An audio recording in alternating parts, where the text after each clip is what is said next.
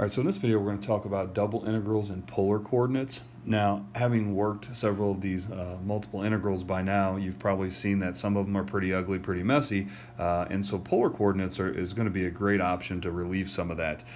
So hopefully it's a good thing, but it is going to require you to go back and remember everything you've learned about polar coordinates from Calc 2. I guess it was Calc 2, yeah. So to get things started, let's view this as kind of just our region that we want to study right now. Let's suppose the surface is above it, and this is where the rectangular prisms would be starting to come out of. Now, labeling things in polar is going to be something, again, to remember. These being lines, we call them radial lines, these are going to be defined as theta equals some angle. So this would be theta equals, let's say, alpha, and this say theta equals, let's say, beta. So that should be constant. We know those lines are given by angles alpha and beta. Then in terms of the actual curves here, I'm just going to define this to start. The first one, we'll say this is r equals the inner, and we'll say this one is r equals the outer. I just want to give them easy names to remember so that we can apply them a little more easily.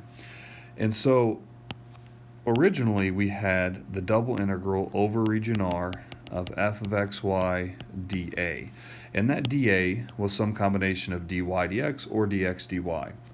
Now, the equivalent form in polar coordinates would be the double integral. Now it would be a function of r and theta. And this dA can't be x's and y's anymore. It's got to be r's and thetas. And there's also going to be an additional part to it. The dA is defined as r dr d theta. Now, a few things here to remember. First of all, this additional r, which we will study in the last section of this chapter, this is going to be what's called a distortion factor, if you will. And so when you convert from one coordinate system to another, sometimes that distortion factor is necessary to keep things equivalent. In this case, the r is always going to be there for polar. And then the dr d theta, generally speaking, it's always going to be in this order. The reason I say that generally speaking is because we want to end with constants, and theta will always be a constant. And so for the most part, 99% of the time, it's going to be dr d theta. So we've got our r dr d theta over here, which implies that this would have to be r equals something and r equals something. This would have to be theta equals something and theta equals something. Earlier I defined these as the inner and the outer, and so with many of these problems it's big minus little, so of course we would do an outer on top and an inner on bottom.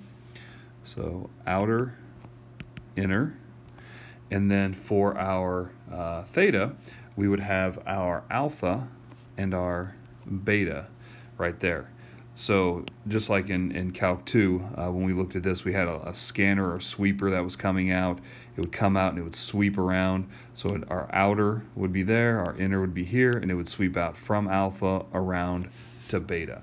So that's going to be your traditional setup now for polar coordinates. Let's go ahead and I'll clear the screen and we'll take a look at an example.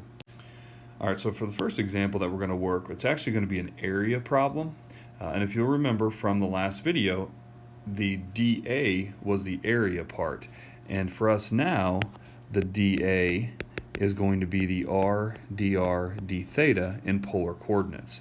So we're going to have this double integral, and we're just going to have the r dr d theta sitting in there. Now again, knowing that already is going to tell us that this has to be an r equals and an r equals, a theta equals and a theta equals. So I'll go ahead and look now at what this graph looks like.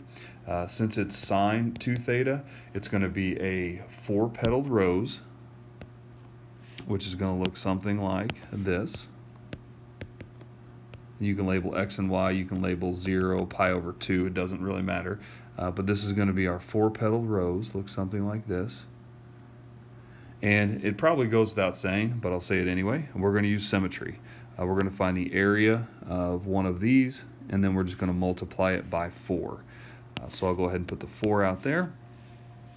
Now, when it comes to the r is going to start, in this case here at 0, and it's going to move out until we get to this guy right here.